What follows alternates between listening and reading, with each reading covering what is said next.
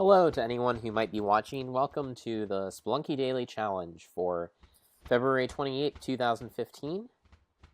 And I am going to play the Spelunky Daily Challenge and also maybe attempt to talk a little bit about the adventure game that I finished yesterday, which was Zak McKracken and the Alien Mindbenders, which was a game that LucasArts released in 1988. So I hope you enjoy the stream. It'll be short today. So, I didn't really want to speak about Zak McKracken yesterday because I was very frustrated by the end game. Just a lot of things went wrong. I ran out of money and had to restore an earlier save. I made irreparable mistakes beyond that and had to restore earlier saves. And yeah, just a lot of things happened that were extremely frustrating.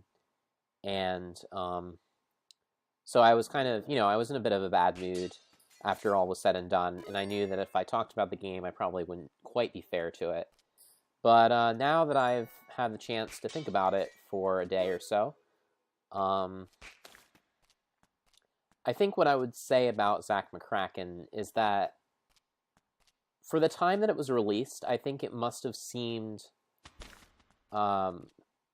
like a very large game, because for the time it would have been pretty extraordinary, considering hardware limitations, for you to have a game where you could tromp around the world, where you could buy plane tickets and fly to all these different locales around the world.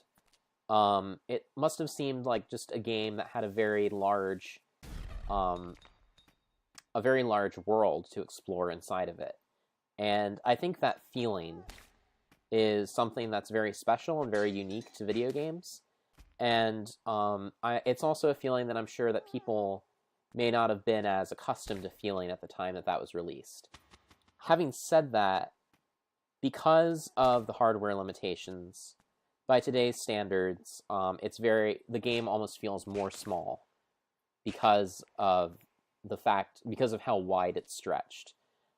If Maniac Mansion was a game that was relatively small in scope, but with an enormous amount of depth in terms of what all you could do inside of its universe, then Zak McKracken was a game that was a mile wide and an inch deep. It repeated a lot of rooms, Mexico and Peru, and Zaire, and I'm trying to think of what the other country was, but all those countries looked exactly the same. They just changed, they literally took the same rooms, and they changed the colors. And of course, they also inserted tons of mazes, because I think that also artificially increased the size of the game.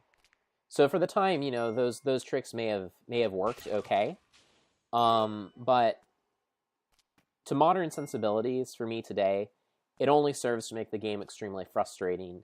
So while Maniac Mansion was a game that was much less ambitious and by no means perfect, it was also a game that executed what it did much better than Zak McKracken. I think it was more appropriate for considering the hardware limitations. It was more appropriate. Shoot, that's what I get for talking and playing the Spelunky Daily Challenge at the same time. Anyways, I think I'm just gonna go and play some adventure, stream some adventure for you. But yeah, so Maniac Mansion was very focused in its scope, and I think that worked very much better considering the hardware limitations. Whereas Zak McKracken wanted to be something that it intrinsically just couldn't be, because computers at the time just didn't have enough space for that size of game. A couple ways they limited things in Zak McKracken, other than having repeating rooms and mazes and other very frustrating things like that, was by having no talk or look functionality, which was hard enough to deal with in Maniac Mansion, but it was even harder to deal with in Zak McKracken, just considering the sheer number of places that you could go to in that game, and the fact that, you know, you had no recourse for observing your environment, for talking to people in your surroundings in order to maybe determine what you could do next in the game. It relied completely on automated events and just having a memory good enough to be able to say, oh yeah, I remember that person said something about that, you know, 3 hours earlier. It just seemed like a very unrealistic expectation to put on gamers. Now, at the time, I think it was more the norm for people to buy games and play them for a year without completing it. And the way that they would ensure that people did that was not through breadth of content like they do now, because like I've said before, they simply didn't have the space for that. What they would do instead is they would just make the game as obtuse and unbeatable as possible. And yeah, in this case, it definitely shows and definitely makes it a not enjoyable experience today. I think the thing about the game that would have been appealing at the time, which is the scope of the world, is something that just doesn't hold up today at all. And I really cannot, even though I think it might be historically an important game because it did pave the way for things like Monkey Island, and the other 90s adventure games that LucasArts released, which were amazing. It is not intrinsically a game that I think I could recommend to anyone. So, yeah, Zak McKracken, not the best game. And I am very sorry for disparaging it for anyone out there who might be a fan. I know that there are things in the game that I'm sure are quite appealing. I think some of the new agey elements and the offbeat sense of humor certainly might be enough to some people's tastes that they can forgive it some of its other flaws. But for me, it really just wasn't enough for me to be able to recommend it. So, yeah.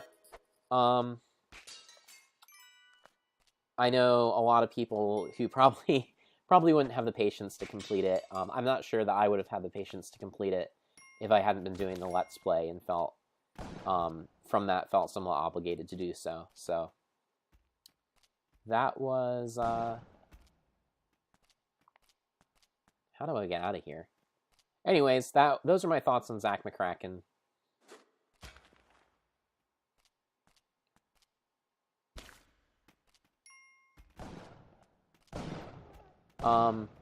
Yeah, after today's run through, I think I've sort of come to the decision that trying to do editorials and the Spelunky Daily Challenge at the same time is not a good idea. So in the future, I'm not going to do that. I'm just going to do the Daily Challenge and focus on that instead of trying to do both.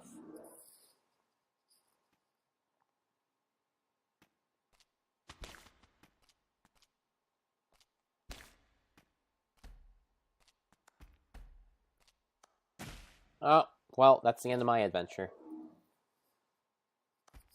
Alright, well, I'm not the best at Spelunky. still have some way to go, and hopefully in the future I can have a game that's a bit more focused than what it was today, because I was a little busy yammering on about Zak McKracken. So anyways, I'll be joining you again tomorrow, of course, for the Spelunky Daily Challenge, and I hope you enjoyed the words that I had here, and I will see you then. Thanks for watching.